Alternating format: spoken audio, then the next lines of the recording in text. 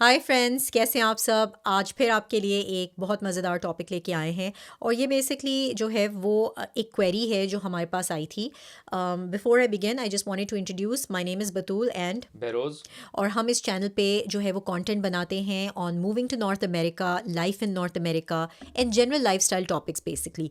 तो before I move into the topic I just wanted to mention कि हमने एक सेगमेंट शुरू किया था जिसमें हमने आपसे कहा था कि आप हमें अपने क्वेश्चंस भेज सकते हैं, specially regarding the settlement in United State और Canada for that matter, just because हम कैनेडा और यूएस दोनों में रह चुके हैं और बाय वर्चू ऑफ दैट हम आपको गाइड कर सकते हैं। Again not from an immigration standpoint, क्योंकि उसके लिए बहरोज़ ने ऑलरेडी आपको बता दिया है अबाउट इमिग्रेशन लॉयर। अगर आप हमारी वीडियोस देखें तो we have an immigration consultant, not a lawyer, I check myself, immigration consultant IRCC से सर्टिफाइड।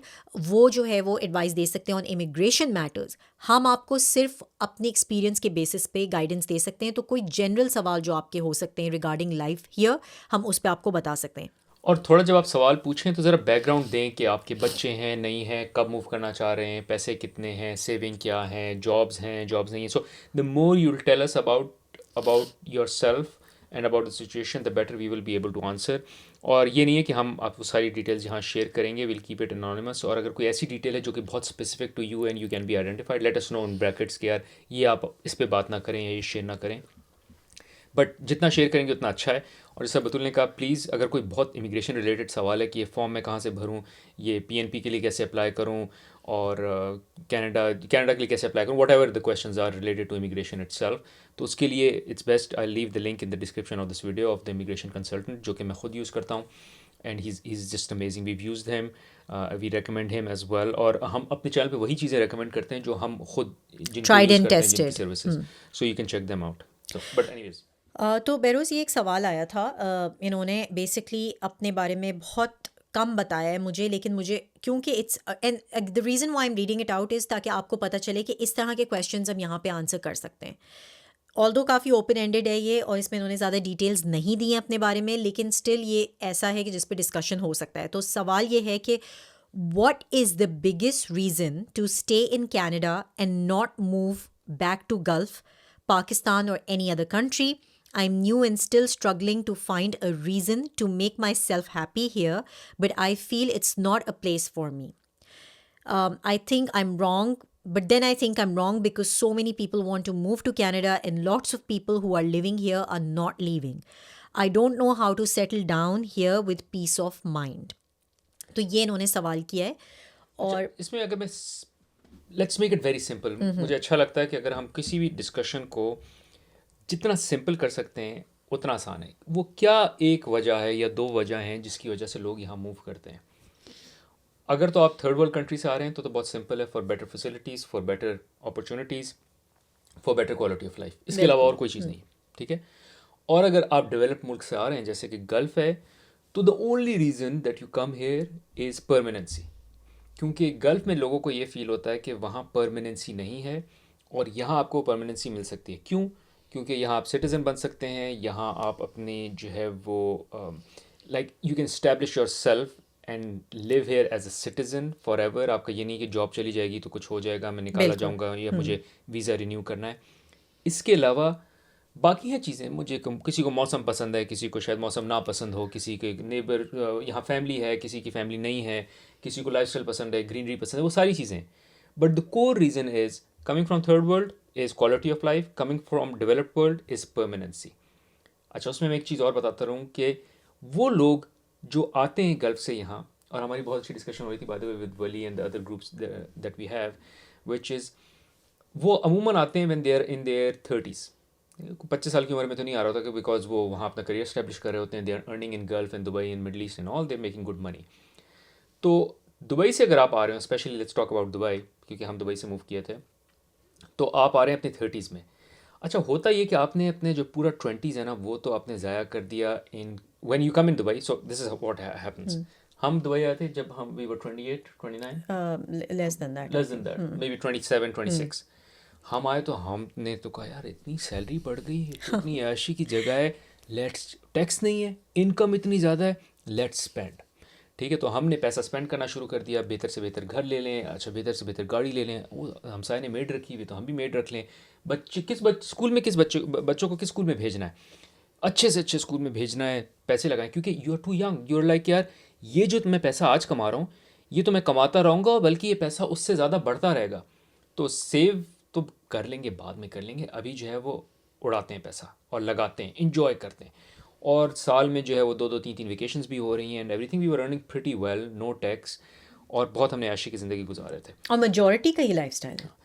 उसमें होता ये कि when you reach your 30s, let's say अगर आपने ये 10 से 20 साल कर लिया, 30s में अगर आप 40 पे पहुंच गए, अब आपने रियलाइज़ किया कि यार मैंने सेव तो ज़्यादा किया नहीं है, हेल्थ इंश्योरेंस मेरे पास जो है वो कंपनी की वजह से, लाइफ इंश्योरेंस भी मैंने नहीं ली, ठीक है, और सेव भी मैंने नहीं किया हुआ, बच्चों को मैंने एजुकेट भी करना है, ये सब तो मैंने किया नहीं। अब अगर मेरी नौकरी चली जाए, बैंक में तो मेरे पास मुश्किल से लाख, 2 लाख, 3 लाख डॉलर पड़े हैं, या $500,000 पड़ा है, अगर वो भी लगा लें, आप 40 के हो गए, तो मैं क्या करूँगा $500,000 लेकर, मैं कहाँ जाऊँगा?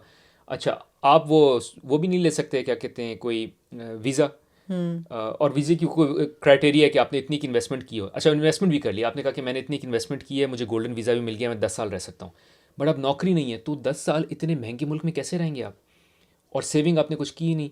तो वो जो बंदा 30-40 साल की उम्र में होता है ना, वो डर जाता है, वो कहता है यार यहाँ अगर आज नौकरी गई तो मैं यहाँ रह ही नहीं सकता, I can not retire in this country any more, and hence they come to countries like Canada. This was the reason we moved. हमारे पास बहुत ज़्यादा सेविंग थी नहीं, एंड वी रियलाइज़ कि यार ये परमानेंसी तो है नहीं हमारे पास। और हमारे खैर असाइनमेंट्स मेरी कुछ ऐसी भी थी कि I couldn't live in Dubai for very long, I had to move across around and come back to Pakistan and all. So eventually we decided we want to move into a place where there is permanency.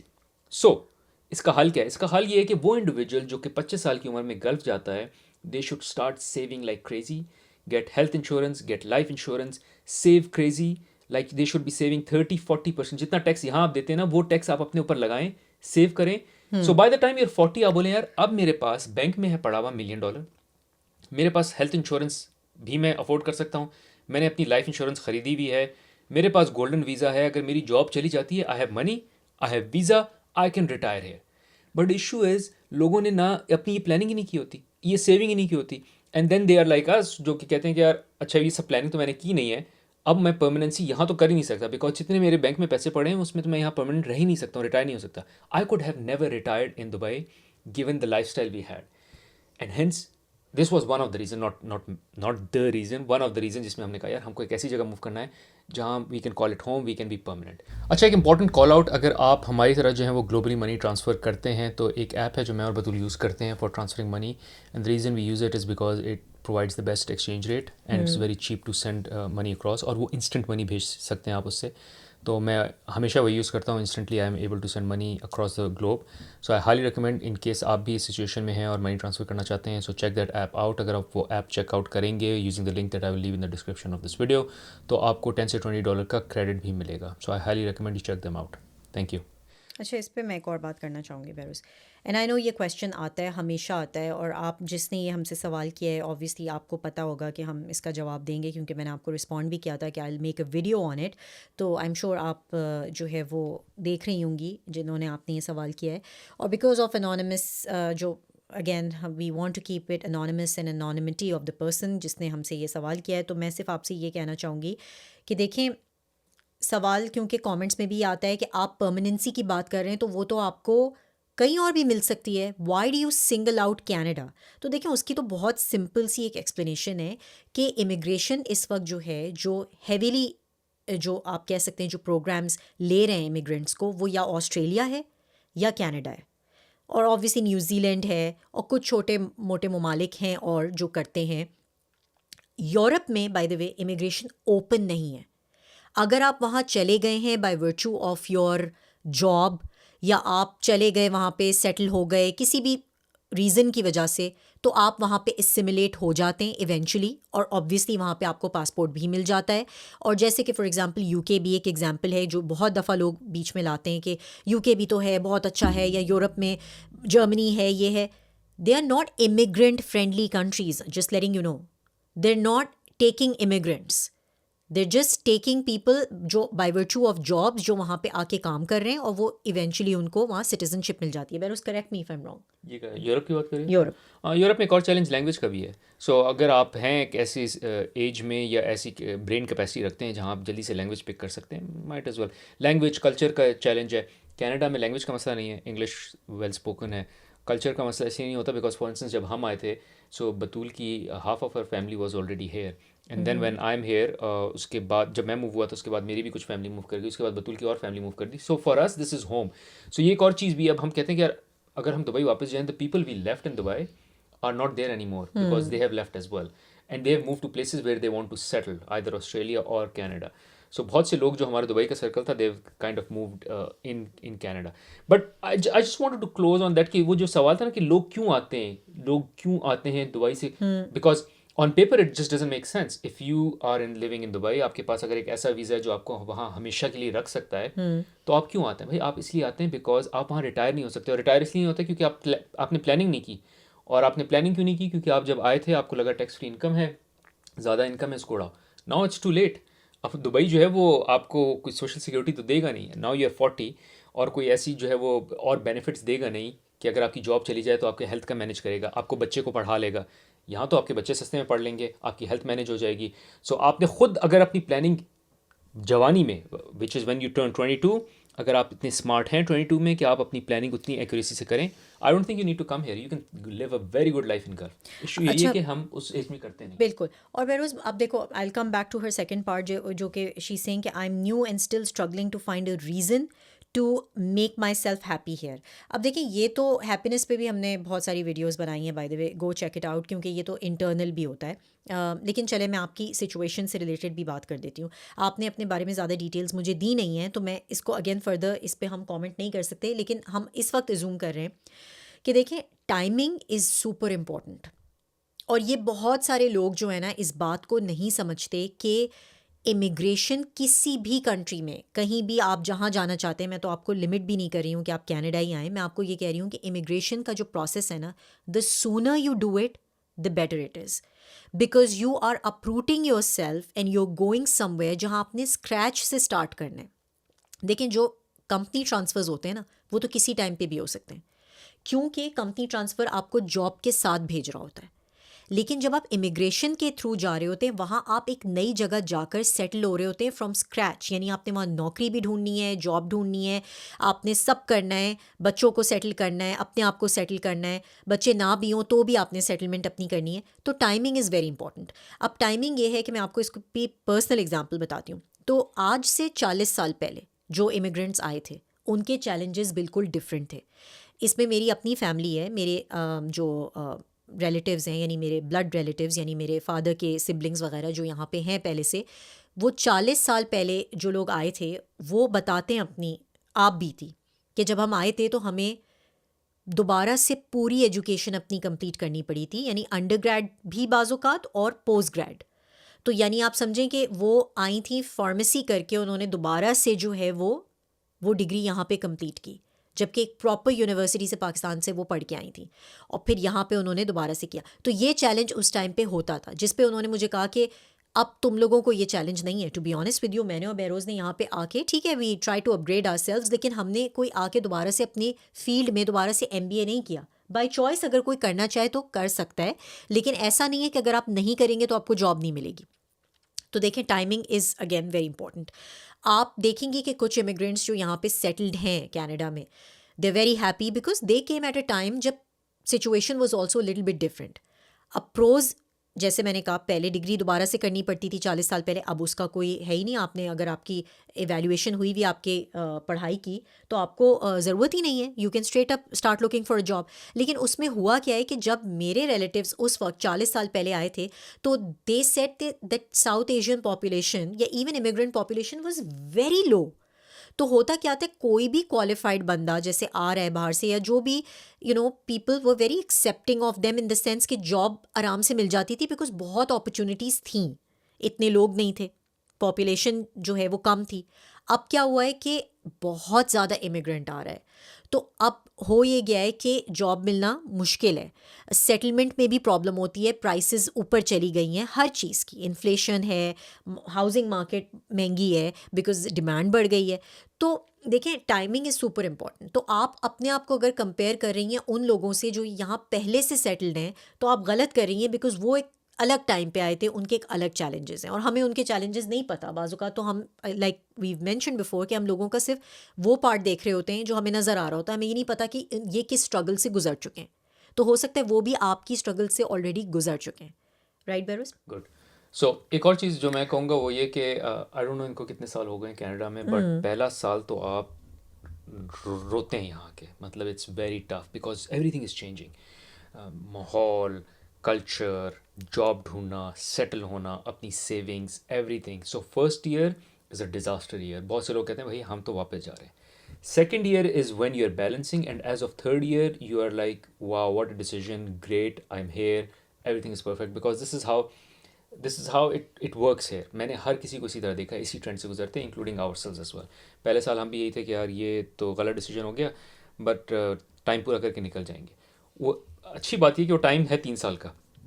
वो जैसे ही 3 साल करीब आते हैं, पूरे होते हैं, you feels very settled here, you feel good, आपकी जॉब अच्छी लग गई होती है, एक आध प्रमोशन मिल गई होती है, आपकी स्पाउस की जॉब लग गई होती है, and you start doing well, आपने कुछ इन्वेस्टमेंट्स की होती हैं, they start paying out and all. अच्छा, यू वांट टू से हाँ, I something? Just wanted to say Behroz कि तुम मुझे सिर्फ इस बात का जवाब दो कि क्या ज़रूरी तो नहीं है कि हर बंदा जो है वो बस आए और फुली सेटल भी हो जाए? क्या एनॉमलीज हैं इससे कि जो लोग आए हैं, do you know anybody who is basically gone back? I know few कि हु बेसिकली सेड कि यार नहीं, ये तो नहीं, हमसे नहीं हो सकता, हम जा रहे हैं वापस।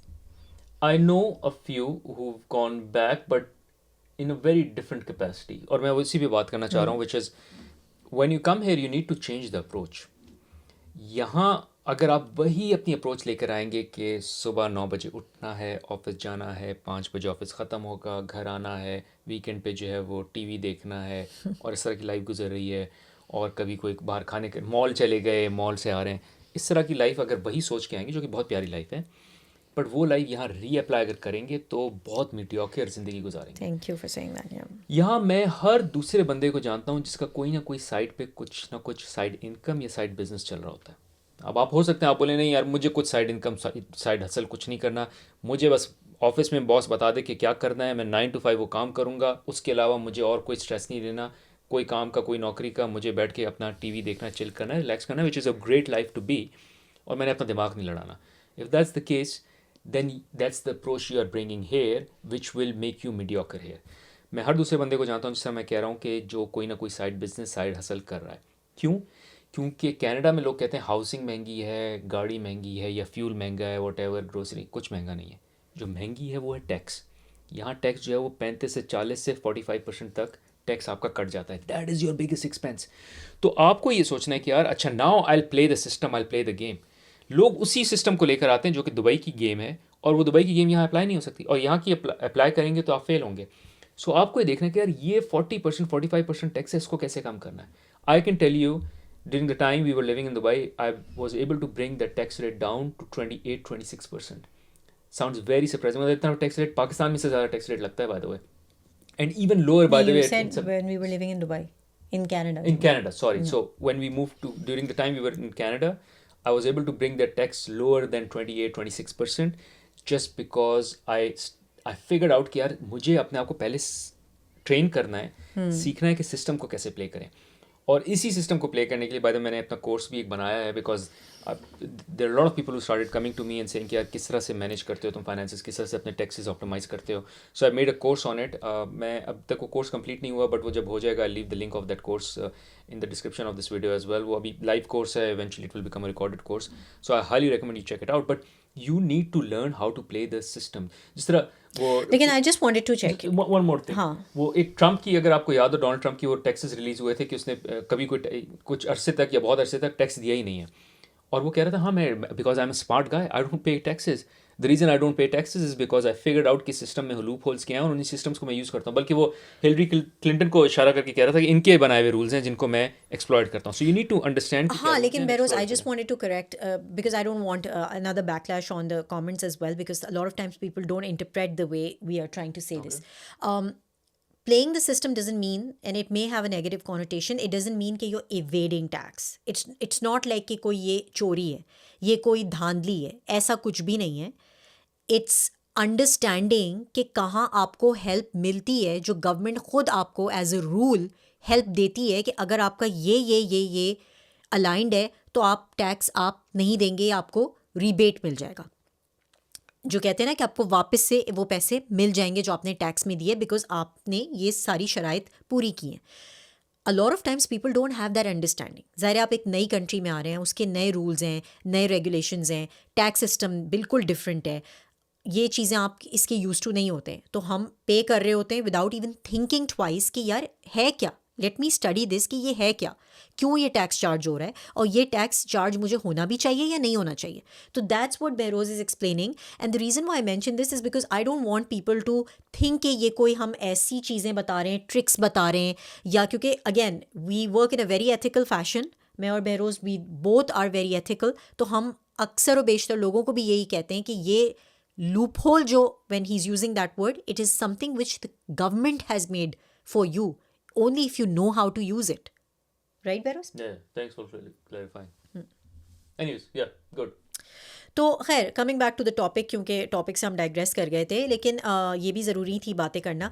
तो देखें आपकी जो सिचुएशन है उसमें मैं बस यही कहूँगी, you've covered all pretty much all the points. या आई थिंक एज फैक्टर भी एक है जो कि हमने कहा कि हमें नहीं पता आप किस एज पे आ रही हैं, तो एज इज़ वेरी इंपॉर्टेंट. दोनों हस्बैंड वाइफ की एज जो है that is I have one important. thing as हाँ, well, but you go ahead. Come. तो एज का तो देखें वही है ना बेरोज, जो जैसे मेंशन कर रहे थे कि the later you come the more baggage you have. जितना आप लेट आओगे उतना बैगेज भी होगा. बच्चे बड़े हो जाते हैं, बच्चों का माइंडसेट डिफरेंट होता है, अपना माइंडसेट चेंज करना बहुत मुश्किल होता है. तो फ्लेक्सिबिलिटी नहीं होती उतनी जितना जब आप यंग होते हैं ना, उतना आप, मैं अक्सर अपनी वीडियोस में कहती हूँ, आप you more adaptable. That's why they want young people to come. Not to say कि जो ओल्ड हैं उनको नहीं आना चाहिए. अगर ओल्ड का माइंडसेट यंग है तो बिल्कुल आएँ भाई, आप सर आँखों पर आएँ.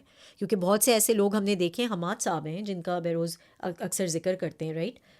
ही Behroz is done his videos, आप प्लीज़ जाके चैनल पे चेक करें. ही इज़ अ लिंक्डइन का जो कहना चाहिए किंग ऑफ लिंक्डइन. तो वो he came at a very late stage and he improvised and he actually you know is a great example कि age is just a number. And a lot of times people who are coming at a later age have a very open mindset and they thrive here.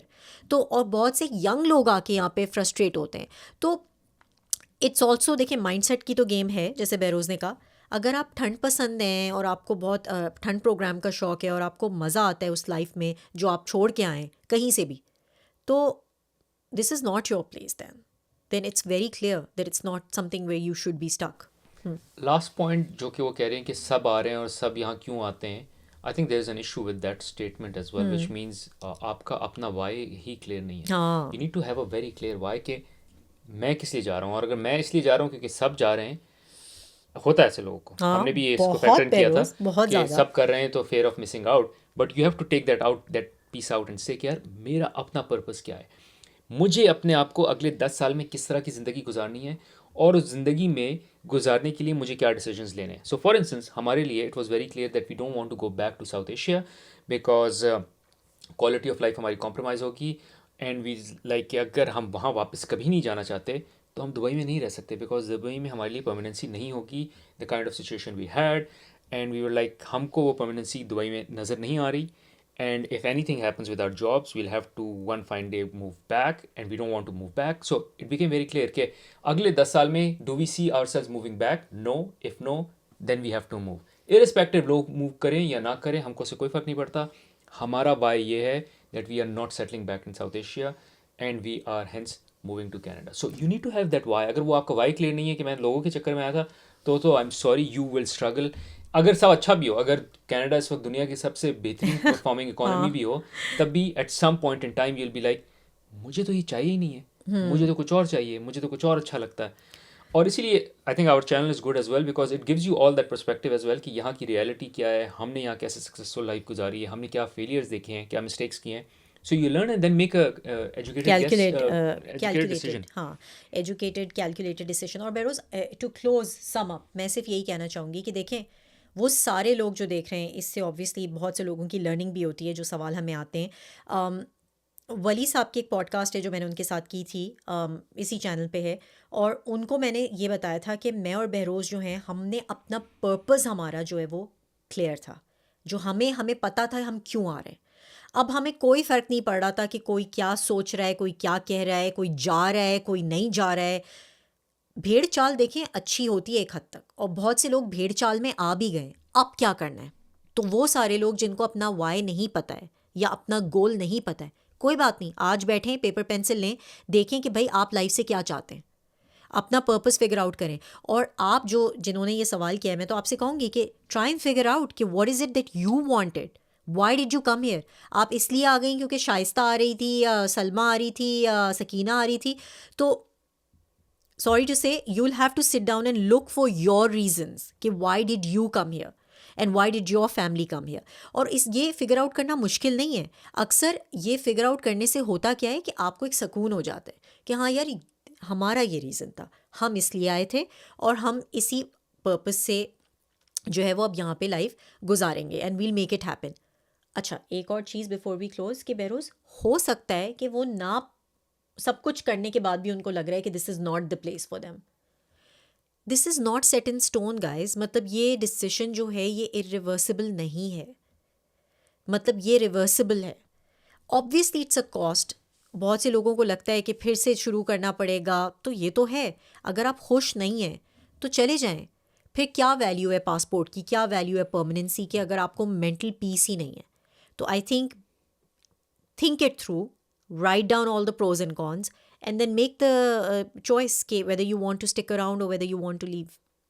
Thank you, thanks Thanks for for watching. watching. और अगर आपके कोई comments हो, point of view हो, difference of opinion हो, please comments में share ज़रूर करें। Thank you. Thank you.